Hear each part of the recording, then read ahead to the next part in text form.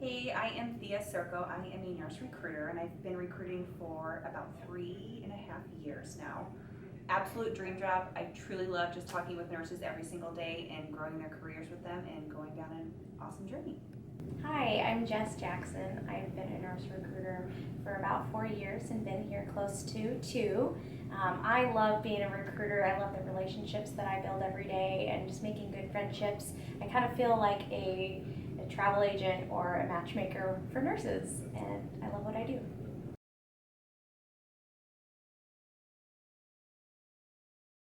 When it comes to our open jobs, at any given time, there could be several across the whole nation, and we do staff nationwide. So it's important to know that as jobs open and close, we want to keep a good running list of the jobs we staff often and the jobs we have great relationships with.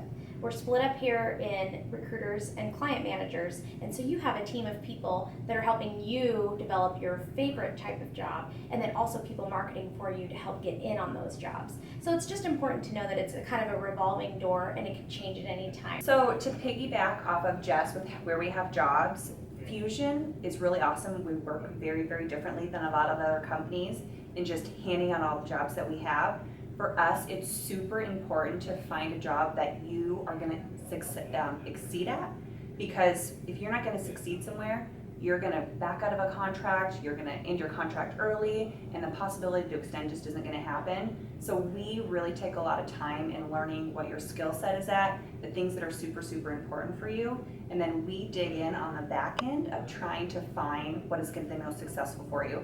So a lot of times we'll throw things your way that you never really even knew were an option, but in the long run you find that it's like a perfect fit. And so we really like to take the time and just digging in to find like that perfect job, as opposed to giving you 50 jobs to choose from.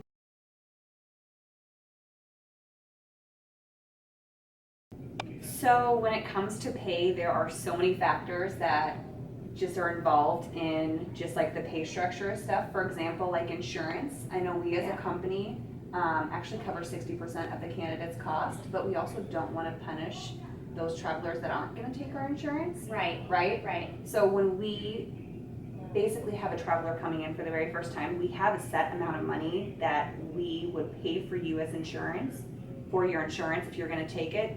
And if you're not going to take it, let us know that up front, because that money is going to get put back into your pay, because that is something that you should be able to get. Yeah. You know what I mean? And so that is a big major factor, I guess, when you're even talking about pay, is flat out like the insurance part of stuff.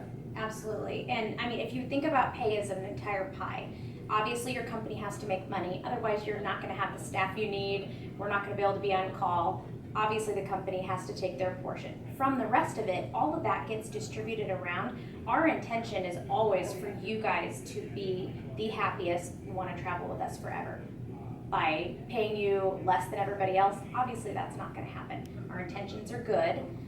We take that money and try to maximize non-taxable income so that you can take home the most while still maintaining a really good wage, per se. You have to add on that? Well, yeah, we use like the government websites and stuff like that all the time. I'm always on like gsa.gov just to make sure that the stipends and all those things are conducive to what the government's going to allow. And so that's another big thing that we have. But travelers also need to understand that it's ultimately your package. So if there's something with pay that you're just not comfortable with or you've got questions on, we're able to move things around and we're able to educate you on what's not falling within the guidelines. That's truly what we're here for, is to make sure that our travelers are happy with what they're getting, and it's also following like every rule that's out there. Right, following the rules. And if you're hearing that a pay package is way higher than ours, talk to us about it. Yeah. I know Thea's open, I'm open. We want to hear what you're getting paid, because it's the hospital that dictates the rate. It's them that dictates what they're going to be paying, and that can change at any time. One traveler may come in at a lower rate, one traveler they are paying a higher rate or a bonus. Talk to us about that. I say communication is key. Yeah. That, and you also need to understand when talking with other companies, you always want to compare like apples to apples. Like some people will pitch like gross, like which is before tax they're taken out, and a lot of times we'll do net pay. And so that's a big factor when you're talking with other companies. You always have to ask them, A, is that net or is that gross? And then if it is net, like their take-home pay, you always have to dig into a little bit more with that recruiter about exactly how much they're assuming for taxes. Because a lot of companies will come in at like at a 15 to 18% tax, and I know we do somewhere anywhere We're between pretty 22 to conservative. 25, and so Yeah. that makes a big difference. I would rather you know what you'll be paid, or maybe slightly get paid higher and say, thanks, Jess, it was more than I thought, rather than me promising you the moon and stars and you getting shorted. Yeah, so it's just communication and really digging into the whole package and coming to us with all that information, and we help dissect it. Yeah.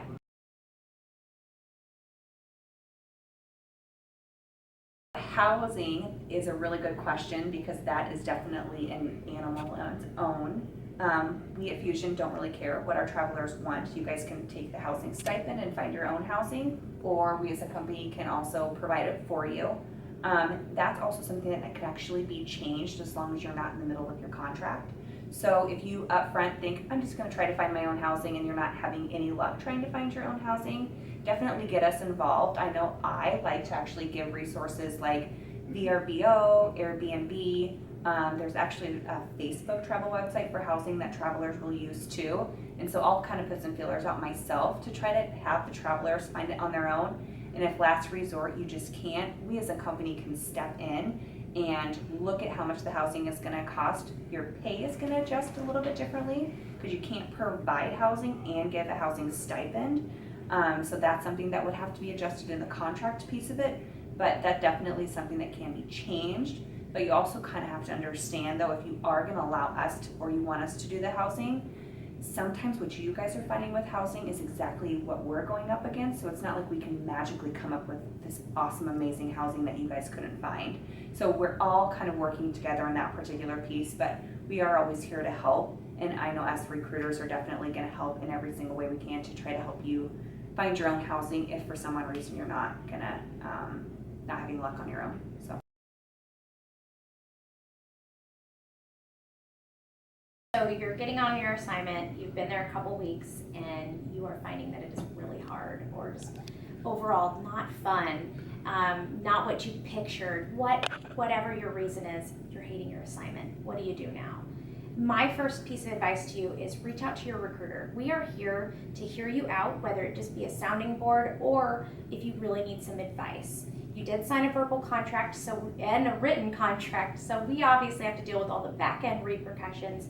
But I would say overall, we care about you guys as people, and we want it to be a good assignment overall. So that would be my first piece of advice, is talk to us. Yeah, and my biggest piece of advice is there's a lot of information you can actually get when you're interviewing with the manager. You know, it's so much better for you as the traveler if you're asking questions to the manager about how's the unit like, do you guys have CNAs and LPNs, do you guys use travelers, are they traveler friendly? Sometimes they're hard questions to ask in the interview, but if they aren't super traveler friendly and the manager does tell you that, you yourself are then to be able to determine, can I do this or not? Yeah. And if you do decide that ultimately you can, you know going into it that you either have to have like a guard up, or that it's just going to be a little bit more of a challenge as opposed to it being sprung on you, I guess. So that's my biggest piece of advice, is be really proactive before you sign a contract with it. Yeah. But ultimately, I think if you're in something and you feel like your license is at risk and those different things, you need to get us involved, because sometimes there is stuff that we can do and other times that there isn't. We always try to do everything that we possibly can to not end the contract, but we've always got your best interest at heart. And then, you know, the hospitals too, we always get them involved and make sure we're making the right decision for everybody. Yeah, we're playing both sides. Obviously, we have to please the hospital and make sure you guys are comfortable. First thing, prepare, talk to your recruiter, make sure you know about the assignment, make sure we're answering your questions, make sure you ask the right questions in the interview, and then just know you are a traveler there to help that hospital. They are sometimes very disorganized. That's why they might need you. There might be people with an attitude problem on the unit. Best thing is talk to your recruiter. We'll help you walk through the situation and make it better.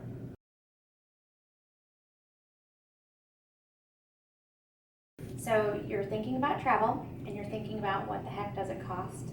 Can you afford to be a travel nurse? My answer to that is I would kind of make a list of some things that would be important. One of them being your travel to the assignment. Just remember, some of you are going across the country. That is not cheap. There might be hotel costs.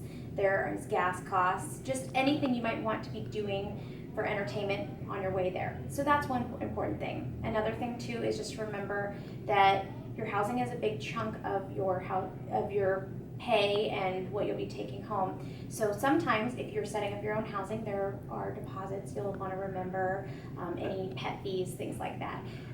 One thing that people always ask us, and Thea reminded me of, is just you are paid a week behind. So as you're getting started, you work your full week, you turn in your time card to get paid that following Friday. So that's essentially 2 to 3 weeks without pay. That's a big deal, and we all kind of can relate to that. It's important to just prepare for that. As you're starting licensing in new states, that's a cost, and verification of your license. So just make a list of all those things, plus any housewares you might be bringing along with you. Those are kind of the top costs that we see. Piggybacking off of Jess here, one thing I guess to remember is that we at Fusion are here actually to support you, like with the cost of things like the license, any certificate that you may need to get like for the contract and those types of things. So after 90 days, we actually as a company get $300 on a yearly basis to give to you or to reimburse you for like certifications like ACLS, BLS, PALS, all of those different things too. And then we also talk about if you have to get a license in a different state to go on a contract with us, you will essentially have that upfront cost of the license, then any like verifications that may come along with it, like the nurse's verification. And I always suggest like mailing overnight, like your nurse's verification, the application, and those different things. Because it gets there in one day, and it's also trackable. And so the receipt and stuff like that, all of those things that we as a company get reimbursed to you on your first check. You also have to remember though that since we do pay a week behind, that will be on your first paycheck of the contract itself. So don't be afraid to travel, because we're definitely going to be here to reimburse you for the costs and those upfront things that you really need to actually go on the contract for you.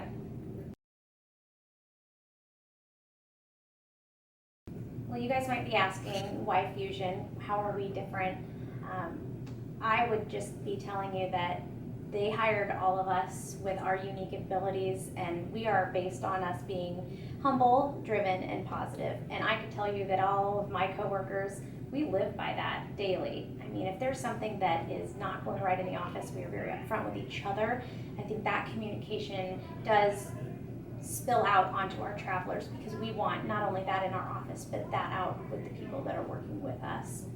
That, and it's like in our entire company. Yeah. Right? The founders of our company are so amazing to us employees that every single day you want to come in here and you just want to like do your job and kick butt at what you're doing, because this company is so supportive of you personally and what you want to achieve. And I feel like that just spills over to like our travelers. It's just, yeah, and it's not because we're being watched or there's a contest to see who could be the most awesome. We really support each other, and I think we just like our job. That's the biggest thing. We have a good time, and we're the right people for this type of industry. It can be stressful, and so I think we are able to support each other if one of us is having a crappy day. Yeah, and I feel like they do a really good job of allowing us to do what we want to do. Like you said, they don't watch us, watch over us. You know what I mean? Like, do what you need to do to make people happy. We clearly like guidelines, because everybody needs guidelines. Got some rules, right? But we have so much control over our travelers and making them happy that we're actually allowed to like give customer service that is beyond, I think, anywhere else. And I think that's the biggest thing, difference-wise, is just taking care of our people. I love the support we get. They let us make our own decisions for you, and some of our processes are just so much more streamlined because they're smart. They're not do this because it's been done this way for 15 years. No, we do kind of innovate, and even our own peers, you don't have to be a manager to make decisions around here. That's huge. We all kind of have our own say of things, and that's big.